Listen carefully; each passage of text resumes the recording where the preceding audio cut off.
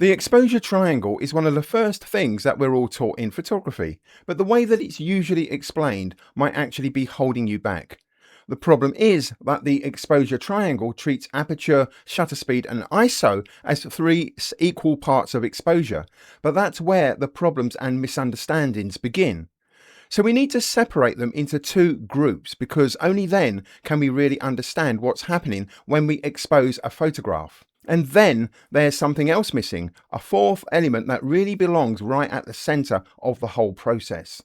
So let's take a closer look at what's really going on.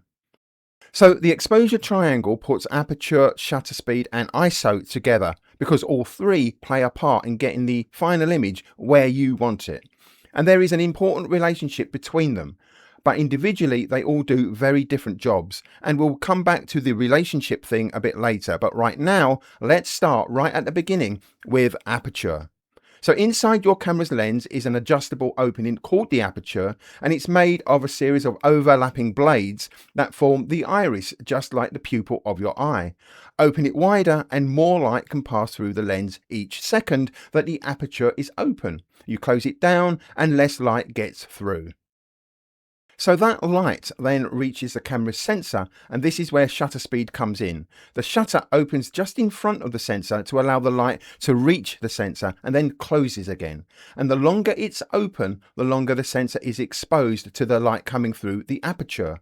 So aperture controls how much light can reach the sensor at any given moment, whilst shutter speed controls how long the sensor is exposed to that light.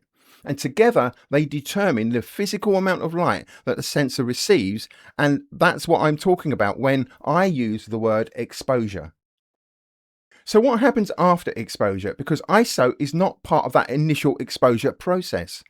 So once the sensor has been exposed to light, the photons that hit the sensor generate electrical signals in the sensor's photosites, and the camera then reacts to those signals, and ISO determines how much gain or amplification is applied to that signal. So increasing the ISO value doesn't make more light reach the sensor, it makes the signal from the light that has already been captured stronger, which makes the resulting image brighter. And that's the first important distinction I want you to remember. Aperture and shutter speed control the sensor's physical exposure to light. ISO affects how the resulting signal is amplified, and therefore affects the brightness of the resulting image. The final RAW file is then created from all of that. So the effect of the ISO setting is baked into the raw data and cannot be removed later. So although the exposure triangle puts all three controls together, we're actually dealing with two quite different things: exposure and then brightness. But there's one more thing we need before any of this can happen. We need to know how much light we're dealing with in the first place. And that's the job of the fourth element in all of this, the light meter. And this is something that often gets left out with the exposure triangle, but without some way of measuring the light, the camera has no idea what exposure to recommend. So the light meter measures the light coming from the scene and then gives the camera or you an exposure recommendation. And it might tell you, for example, that at your chosen ISO, you need to set the aperture to f8 and the shutter to 1/125th of a second. And don't worry, we will be covering stops and f-stops a bit later, which is what that figure is referring to. But at the moment, let's just accept that that just refers to the size of the opening in the aperture. But the light meter doesn't actually control the exposure, and it certainly doesn't know what you want the photo to look like. It's simply measuring the light and then giving you a starting point. And just for your information, in your camera's viewfinder display, as well as on the LCD screen, you will see the exposure indicator as a scale with 0 in the middle. And this is where you get to set your overall exposure. And 0 means that you're at the light meter's recommended exposure. And so you move to +1 and you're one stop brighter than the recommendation. You go -1 and you go down one stop darker. So when you change the aperture and the shutter speed or the ISO, you'll see that marker move up and down the scale. So although the exposure triangle puts three controls together, they're actually doing two very different jobs. Aperture and shutter speed control the physical exposure of the sensor to light, and ISO affects the brightness of the resulting signal. And that distinction is going to become really important when we look at the creative side of this. So before we go any further, I know there's a lot to take in here, especially if this is new to you. So if something isn't making sense, drop it in the comments below and it might help someone else who's struggling with the same thing. And I'll try to answer whatever questions you have. And stay with me till the end because I've got some simple advice of how to put all of this into practice without having to think about it every time you take a photo. So, okay, with all that, let's just move on. So technically, we've separated these three controls into two groups, but now we get to the interesting bit because aperture and shutter speed don't just control exposure, they also change the photograph creatively. So let's get started with aperture. And one of the creative effects of aperture is depth of field, and that's how much of the scene in front of and behind the thing that you're actually focusing on appears sharp. So a larger aperture allows more light in, but also gives you a shallower depth of field, which means that your subject can be sharp, whilst areas further away from the subject will start to become less sharp and more blurry. So that's with a larger aperture in terms of the diameter of the opening. So if you look at these images, I'm focusing on the road, so that's the background, and that isn't affected as dramatically, but look at what happens to these railings in the foreground. With a large aperture, the railings are blurry, and as I close the aperture down and make it smaller, those railings become more sharp. So aperture isn't simply about getting the exposure right, it's a creative choice about how much of the scene you want to appear sharp. But there's a catch. A smaller aperture lets in less light. So to maintain the same exposure, I need either a slower shutter speed in order to allow the light to stream onto the sensor for longer, or I need a higher ISO value, which will brighten the image by amplifying the signal. So now let's turn all that around and look at the shutter speed, because shutter speed doesn't just control how long the sensor is exposed to light for, it also controls how movement is recorded. So a fast shutter speed can freeze movement, and a slower shutter speed allows movement to continue whilst the sensor is being exposed, creating motion blur. So again, this isn't simply a technical decision. I'm deciding how I want movement to look in my photograph. So look at these photographs of exactly the same motorway. The camera hasn't moved, the composition hasn't changed, and the light hasn't changed. The only thing I've changed is the shutter speed. At the slower shutter speeds, the cars become increasingly blurred, and then as I make the shutter faster, that movement becomes increasingly more frozen. So I can choose to freeze the movement or allow some movement to show in the form of motion blur, or deliberately use a very slow shutter speed to create much more obvious motion blur. And that's the creative power of shutter speed. So before we move on to the role that ISO plays, we need to explain a couple of technical terms. And we mentioned f-stops earlier to refer to the size of the opening in the aperture. So before we get onto those f numbers, we need to know what a stop of light is, because you're going to come across this constantly in photography, and it's really, really simple. So this is what a stop of light actually is. Well, so first of all, a stop is not an amount of light, it's a ratio. If you go up one stop, you're doubling the amount of light reaching the sensor. If you go down one stop, you're halving it. So that's the phraseology that's used. And the important thing is that you don't need to know how much light you're starting with, because one stop always means twice as much light or half as much light if you stop down. So a stop describes the change in light, not the actual amount of light. And just for your information, the word stop in this context comes from the mechanical methods that we use to control light through the aperture opening before the modern adjustable iris became commonplace. So the term is just really a relic from older photographic technology. So then we get on to F numbers. So what are F numbers? You might hear photographers talk about f-stops, as we have already in this video, and you'll see what these F numbers, they're etched onto the aperture ring of all of your lenses. So f-stops refer to the size of the opening or iris of the aperture, and the f number is derived from the ratio between the focal length of the lens and the diameter of the aperture opening. So f2.8 means that the focal length is 2.8 times longer than the opening in the aperture. So that would be a very large opening, allowing lots of light through.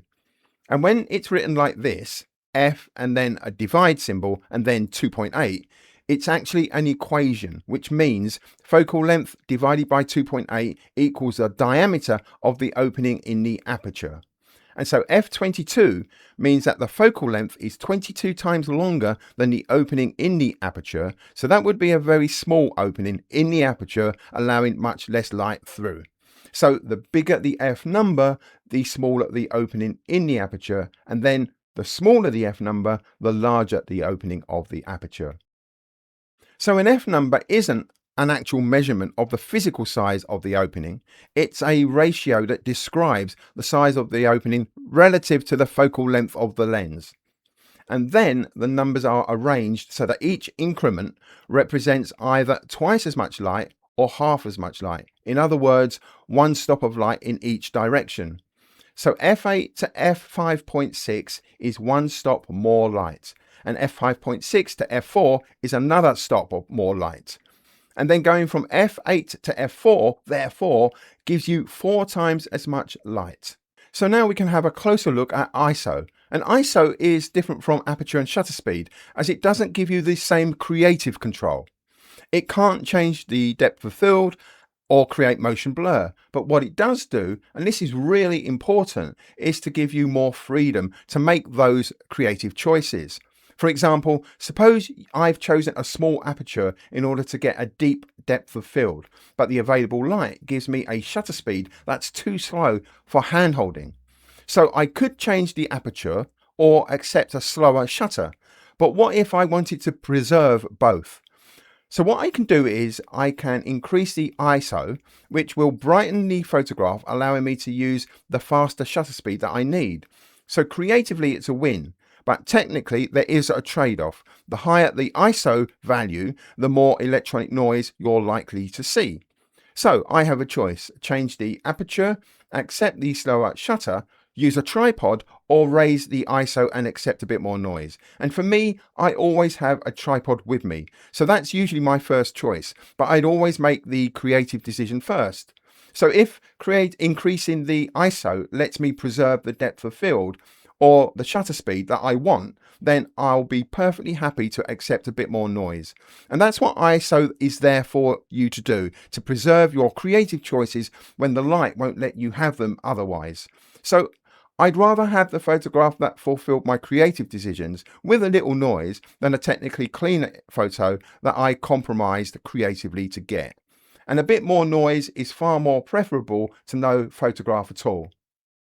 So the exposure triangle isn't really about balancing 3 equal controls. It's about making choices, creative choices.